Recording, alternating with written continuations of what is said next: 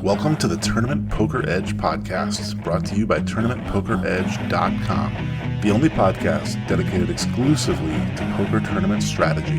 Now here's your host, Clayton Fletcher. Hello once again, everybody, and welcome, one and all, to the Tournament Poker Edge podcast. My name is Clayton Fletcher, and I am your host here in safe, socialist New York City. Happy to be bringing you yet another episode of the world's longest running poker strategy podcast.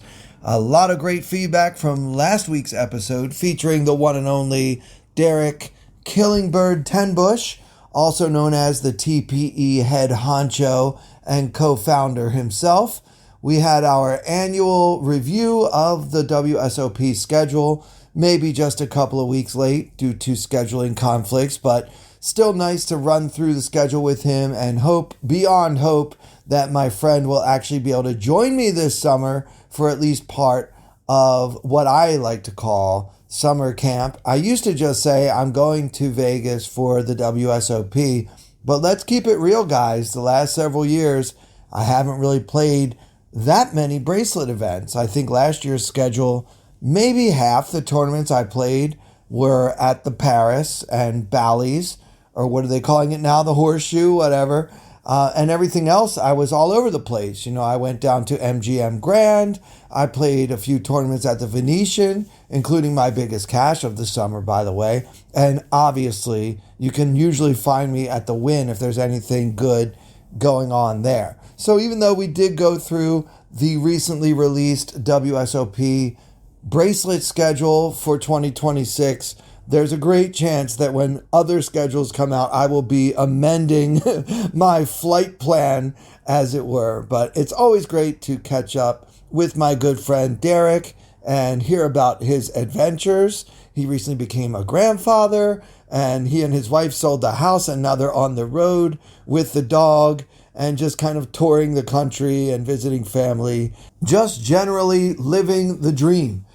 For my part, I'm ready for spring. I'm excited that baseball season is starting soon. I'm excited to see the Venetian schedule, the Wynn schedule, the MGM Grand schedule, Aria, everywhere else around town, because this time of year is when I really start to gear up for the main event. And with that in mind, I actually have a hand from last year's World Series of Poker main event that we're going to discuss in a few minutes here.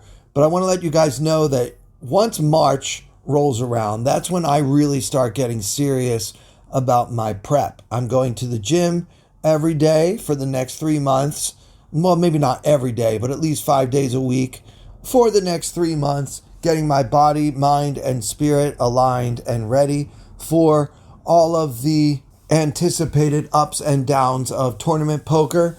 I've also been studying like crazy using GTO Wizard, which is my favorite tool, by the way, for improving my poker game. Recently, I've just been obsessed with training mode, where I go through the different drills that are predetermined drills where they show you difficult spots or close spots, and you've got to figure out what the best strategy is for each. You can start to notice patterns in your game. Maybe I'm too passive in these situations, perhaps too aggressive in these other situations, and just really learn how to improve as a poker player. And with all that in mind, I've been working on my game by also playing a lot of poker, not only the live poker that I played out in California and Oregon on my recent trip out west, but also playing a lot of online poker, and I'm going to be doing more streaming. I haven't been neglecting you guys. Well, I have been neglecting you guys who follow me on Twitch, but that's about to change. I'm going to fire up the stream tonight, Friday, March 13th. I'm going to be playing some online poker on twitch.tv/ClaytonComic. And also I'm planning to play this Sunday. There's a $100 mystery bounty on WSOP Online. I'm going to make a special trip to New Jersey to play in that one. It's got a $150,000 guarantee and a gold WSOP circuit ring. So I'll be playing that this Sunday, the 15th of March. So follow me on twitch.tv/ClaytonComic and see how I do. So I'm going to be in New York for about the next month or so, and then I'm off to the West once again. I've got gigs coming up in places like Spokane, Washington, Richland, Washington, and Medford, Oregon. And then later in the month of April, I'll be down in my favorite place, Newport News, Virginia, at Kazi's Comedy Club. So you can check all my dates, ClaytonFletcher.com, and get tickets for my shows. But in between the Washington and the Oregon dates, I'm actually going to make a quick detour to Lake Tahoe, Nevada, and I'm visiting a place called the Caesars Republic, Lake Tahoe, for the very first time, because it's not that far from where some of these gigs are, and I want to play in some more circuit events. So I'm trying to win my first ever circuit ring. I'm planning to play in a $600 PLO event out there in Lake Tahoe, and maybe a $400 monster stack ring event as well. I have no idea how high the rake is on these things, but I imagine it's astronomical, but that's okay. I want to be ready to play live poker all summer long, and the only way to get ready is to get ready. So I'm trying to spend more time on the felt so that I'm not out of practice when I get to Vegas sometime around May 31st for the 7-week summer marathon. So just as my beloved Orioles are in spring training right now, I'm kind of doing spring training of my own, getting my body ready, getting my mind ready, and just practicing as much as I can so that I'm ready as I can possibly be for all of the challenges that I will face in just a few months. All right, so like I said, we will be doing a hand from last year's main event. Not a hand that I played, but a pretty interesting spot nonetheless. But before we do that, I want to review the hands from the last 2 weeks that we discussed here on the podcast using GTO Wizard, which again is my favorite tool. It's so easy to use, and you guys can get 24 hours free access plus 10% off your first purchase if you use my special affiliate link, which is gtowizard.com/p/TPE. So 2 weeks ago, we talked about an $1,100 satellite that I played to attempt to get into what I thought was going to be the monstrous LAPC main event, which ended up getting a total of 50 players. But I'm not talking about the satellite, guys. I'm talking about the main event itself got 50 players. So what a bust that was. Of course, I didn't know that at the time, but let's look at this hand again using GTO Wizard and see what the solver thinks about the way I played my hand. Just to remind you guys, the starting stack in this satellite was 25K, and we have run our stack up to 35K. The action folds to me in the small blind, and I've got the Jack of Diamonds, 9 of Hearts. The big blind has me covered, and she's going to slow play her pocket aces. So I limped in, and the big blind checked behind. So the blinds were 300 and 600. So we've got about 60 big blinds here and an M of 23. So it's very odd, obviously, that our opponent didn't see any reason to raise pre-flop. I guess she was really worried about losing me because when I limp in from the small blind, I will have a lot of garbage hands, but I probably would have limped called with Jack 9, but she didn't really give me that opportunity. I just limped and then she checked. So let's see how the wizard would have played Jack 9. Well, the wizard always limps in with Jack 9 and never slow plays pocket aces as my opponent did from the big blind. So she's already off the grid. Therefore, we won't be able to analyze her play for the remainder of the hand. We'll just focus on mine. With 1,800 in the pot, the flop came Jack of Clubs, 9 of Spades, Deuce of Clubs. So I've got top 2 pair. I went for the check raise. I checked, and my opponent bet 1,400. I raised her to 4,500, and she made the call. So the wizard mostly bets just one big blind, so 600 into 1,800. But it's a mixed strategy, and we do check 30% of the time, so I'll give myself a little check mark for checking here. And then when we check, we're actually supposed to slow play top two pair 40% of the time and check raise it only 30% of the time. So my play is approved, but it's not the highest frequency strategy. And this surprises me a bit. Like, are we really supposed to slow play top two pair on Jack 9 deuce with two clubs?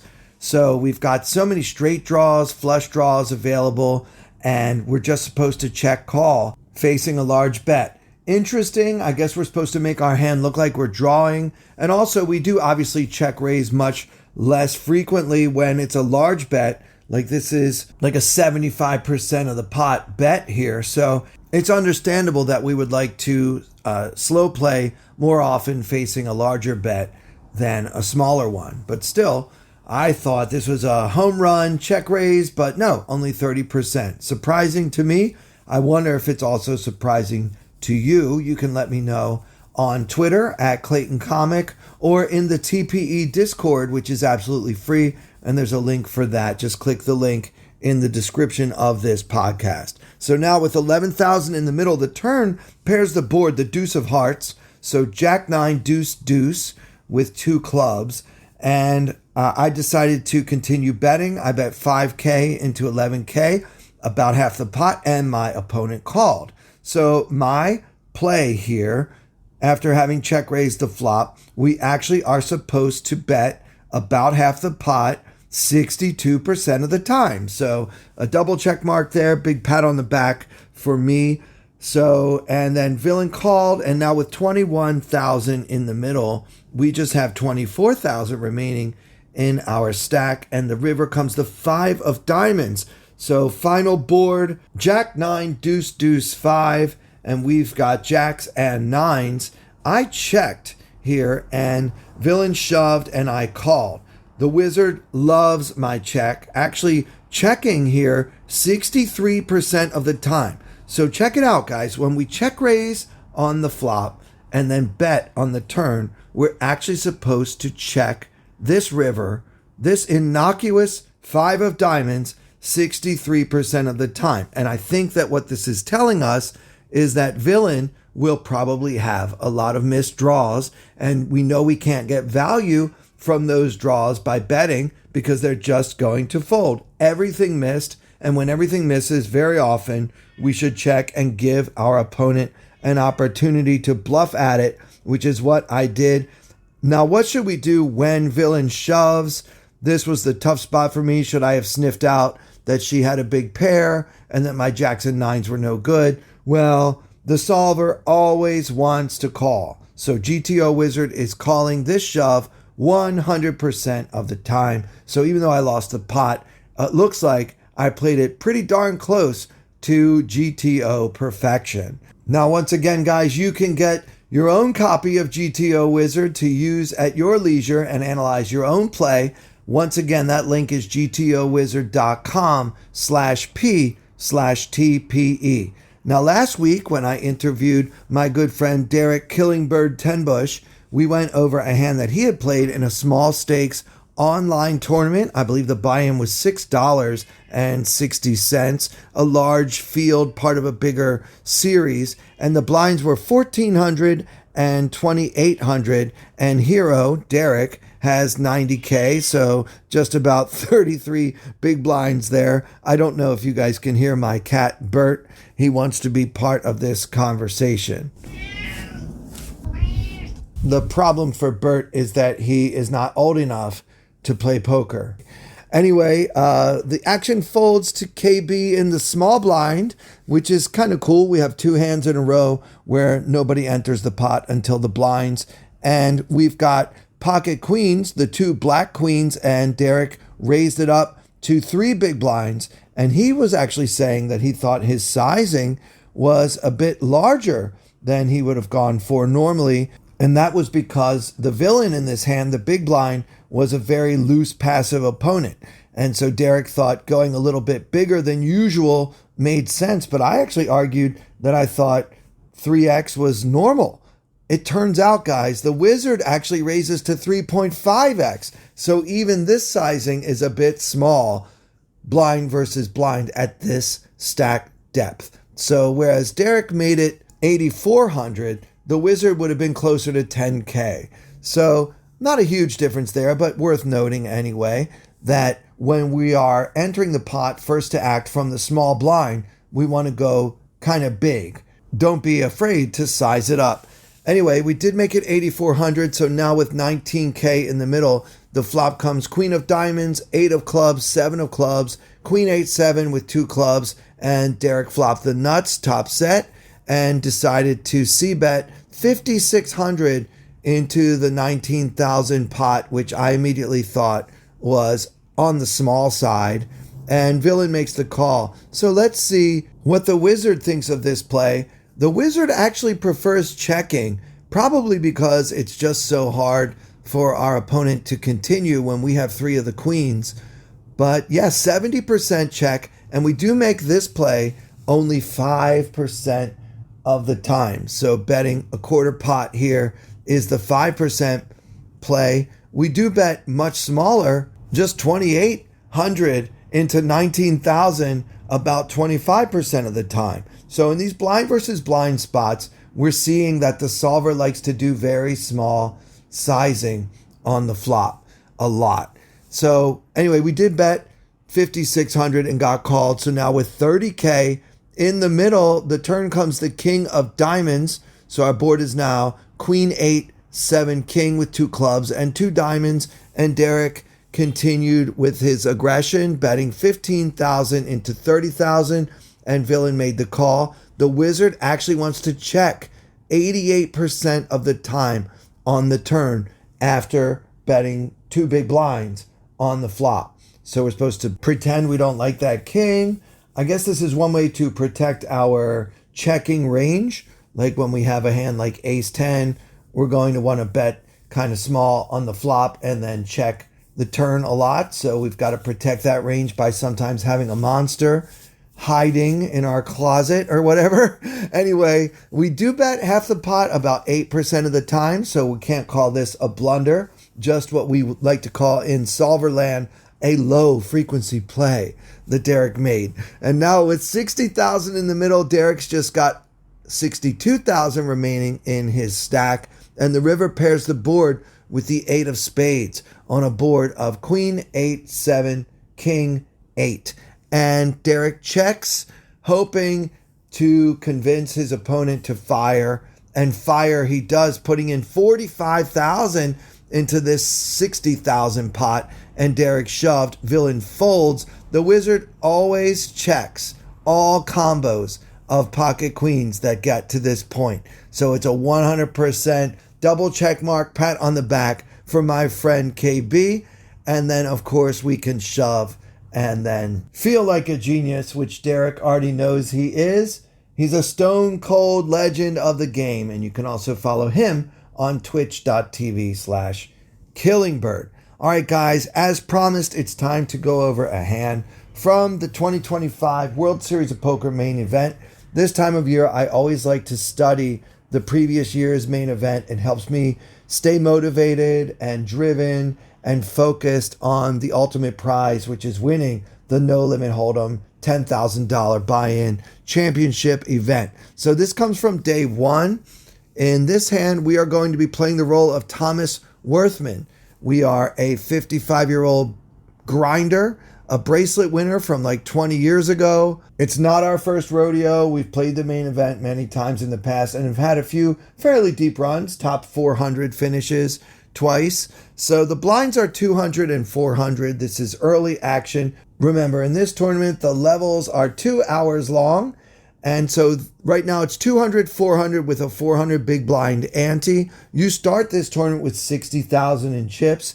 And in this hand, the action folds to the button, who is Michael Addamo. Now, for those who don't know Michael, he is actually one of my favorite players on the tour. He's a high roller. He is from one of my favorite cities, Melbourne, Victoria, Australia. He's got almost $25 million in lifetime career earnings. But what I love about Michael Addamo is his fearless, always go for first place approach and his willingness to use non-standard bet sizings. I've actually seen Michael Addamo in high roller events on PokerGo or wherever betting 3 and 4 times the pot in spots where nobody else would ever do so. The guy is an absolute savage who's not afraid to take non-standard, non-solver approved lines, and that's one reason I love him. So anyway, he raises it up from the button, and I'm not going to tell you what his cards are until the end, but he makes it 1,000, so 2.5 big blinds, which I think this deep, 150 big blinds effective, as Michael has Thomas covered. Thomas with 55,000 is the effective stack here. Michael's got 65K. So he raises to 1,000. The small blind folds, and now you are Thomas Worthman in the big blind with your 55,000 in chips, and you've got the 9 of spades, 8 of spades. So 9-8 suited, and I think you can 3-bet this sometimes if you want to. Like, do we really want to go to war from out of position versus one of the best players in the world?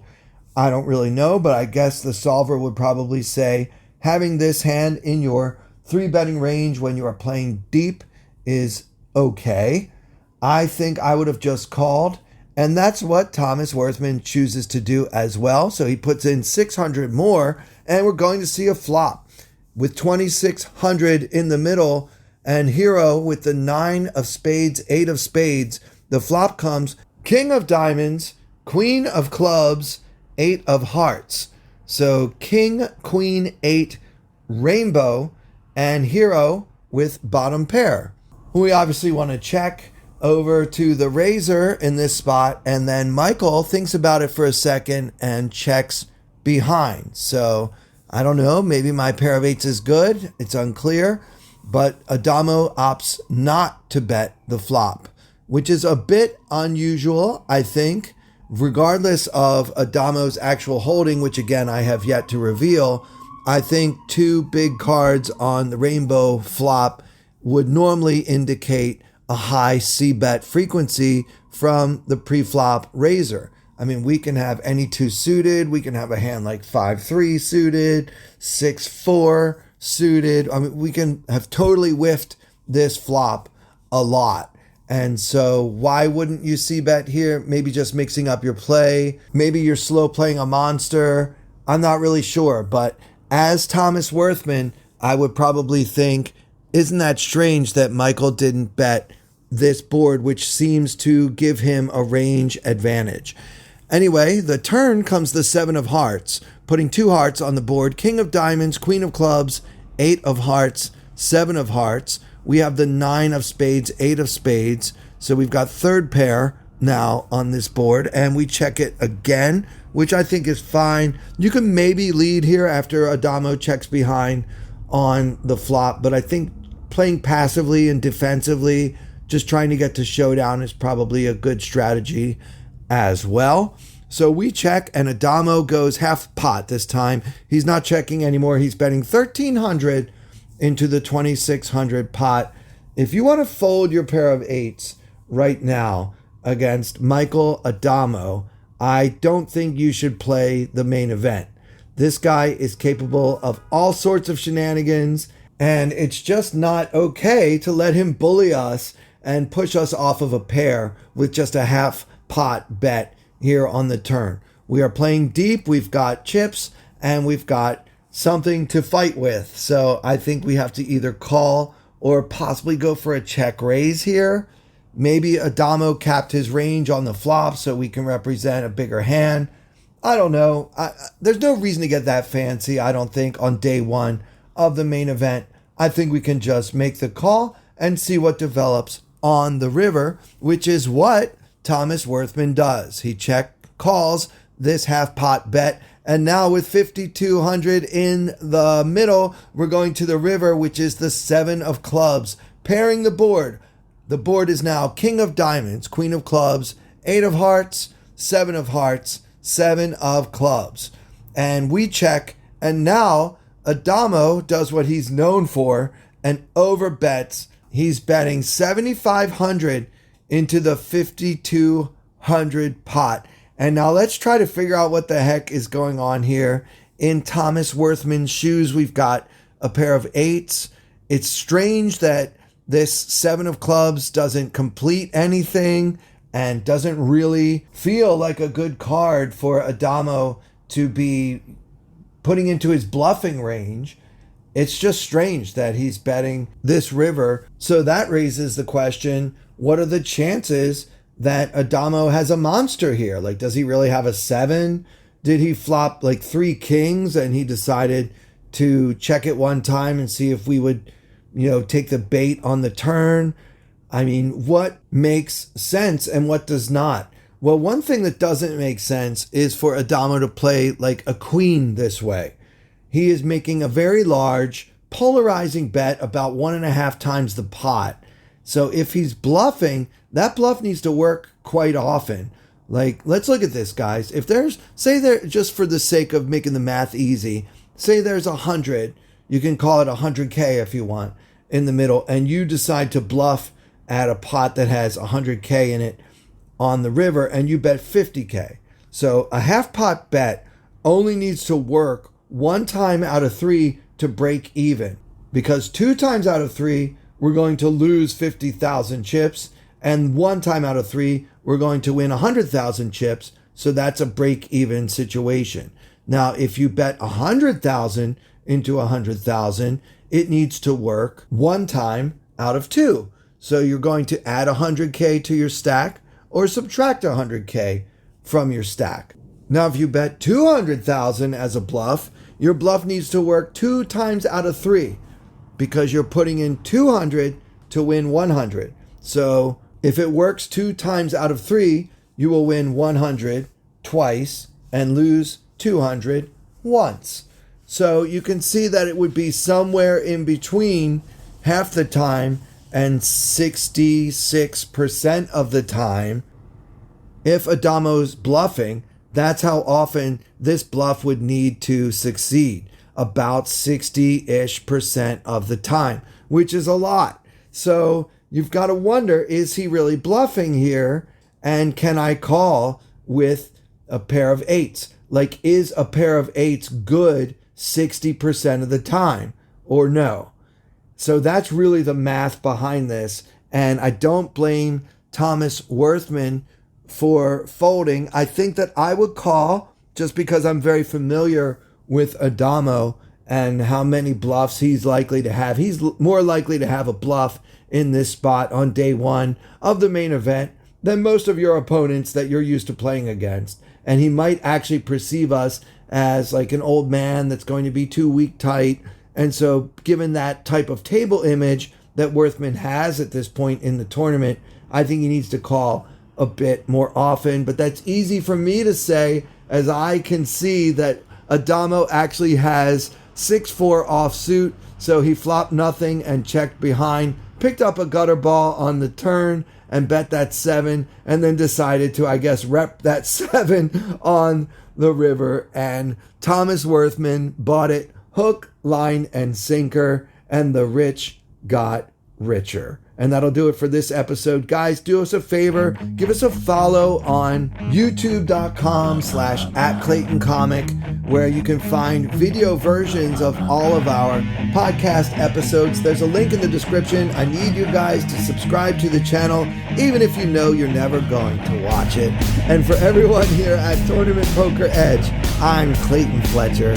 Thank you so much for listening. I wanna hold them like they do in Texas, please. Fold them, let them hit me, raise it, baby, stay with me. Log in intuition, play the cards with babes to start. And after she's been hooked, I'll play the one that's on her heart.